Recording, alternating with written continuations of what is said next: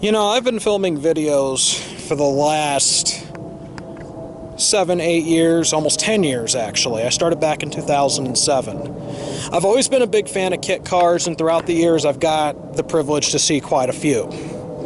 If you look on my channel, you know, dating back to 2010, the first Lamborghini Murcielago kit that I've seen was Jet's 303. His car was amazing for what it was. It was a basic stock Fiero chassis. You know, he went around, he did the full wide track suspension to it, and that thing was bulletproof.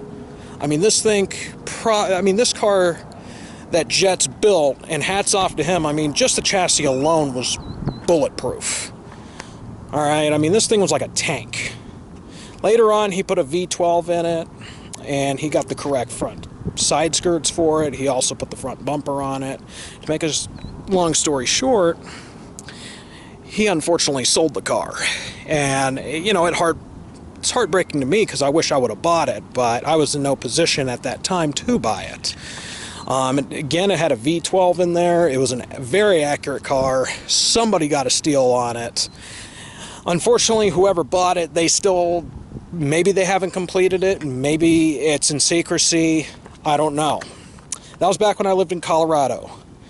Going forward to that, I moved to California for about 5 years. I got the privilege and the opportunity to check out, in my opinion, the best Lamborghini replica in the United States, Murcie-Me's car. You know, that's one of my most popular videos. If you haven't seen it, go check it out. It's very popular, and it's been popular for the last couple of years. You know, he put in the correct front bumper, correct side skirts, everything, so on and so forth. That was probably the best kit car I've ever seen. Going forward to that, I got to see another couple of G28s after that.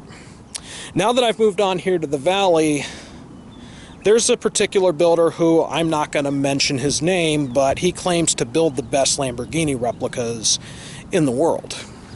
I'm not going to mention his name. He has a pretty bad reputation going on all over the internet. You can look it up on the Ripoff Report, which I highly encourage you to do research on this individual. I'm not going to mention his name. I'm not going to give a shout out because he doesn't deserve that.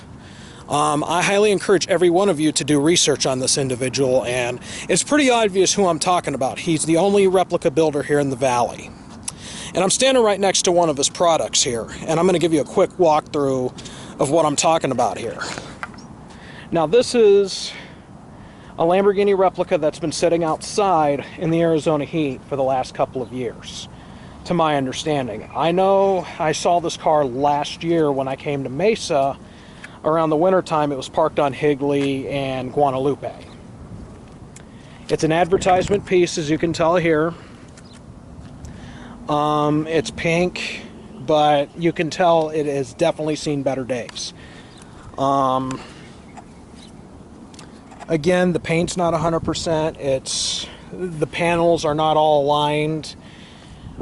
It is a stock Fiero underneath. You can tell right there that's the original Fiero 2.8.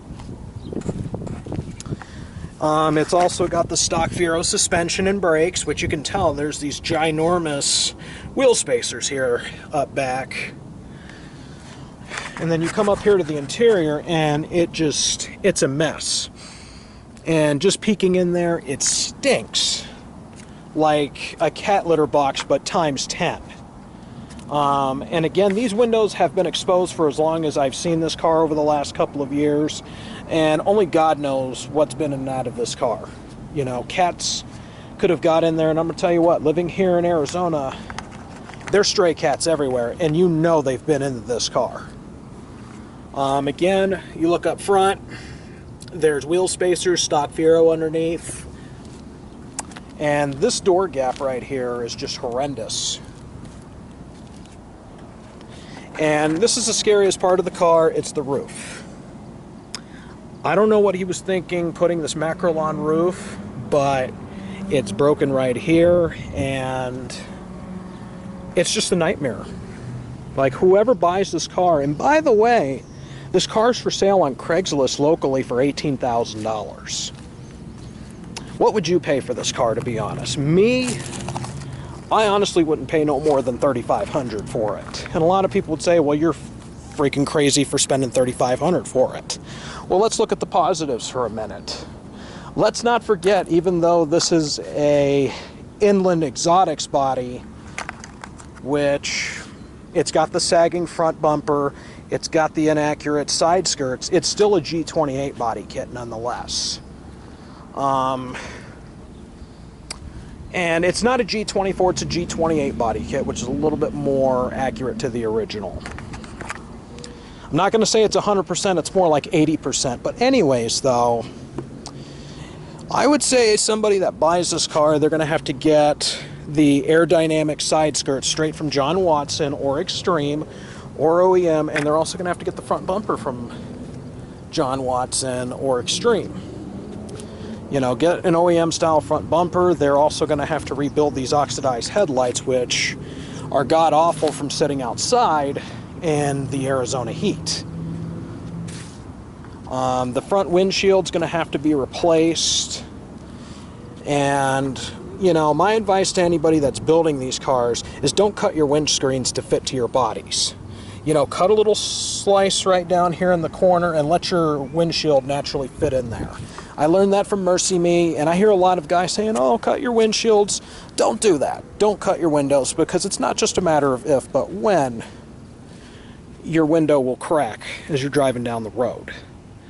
Then this back piece over here, again, there's this black glass type material, which I don't even know why they put it there, but it just looks awful. It looks like something out of Total Recall. It's also bowing out a little bit. You know, it's kind of got a U shape on each piece. You know, that's going to have to be replaced. And then these rear tail lights are pretty interesting. I've never seen them on any other G28. But they have almost a Corvette style two-piece, two circular type tail lights. Really clever. It's better than using the Nissan Xterra tail lights, which I've seen a couple of guys like Car Kid Inc. use.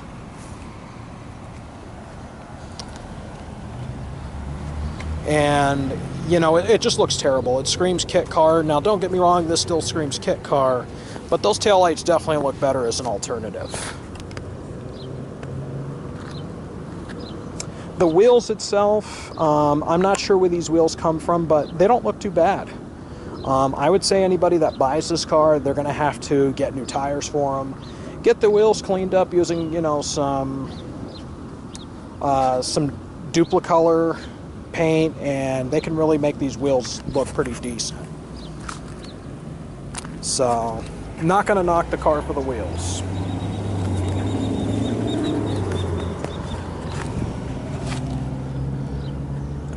I'm not sure what brand these are, but they definitely could use a touch-up on them, and I can tell it's just spray painted.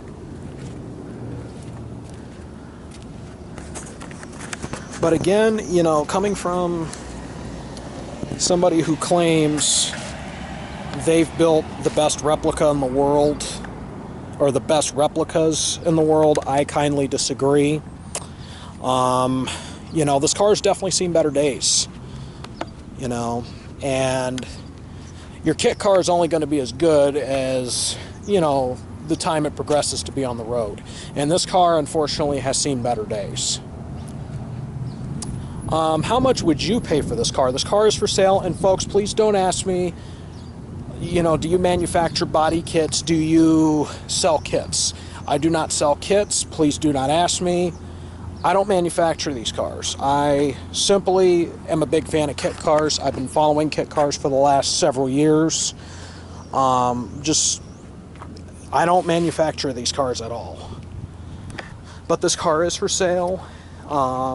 You can look it up on the Phoenix Craigslist, and it is going for $18,000. The guy seems pretty workable on price.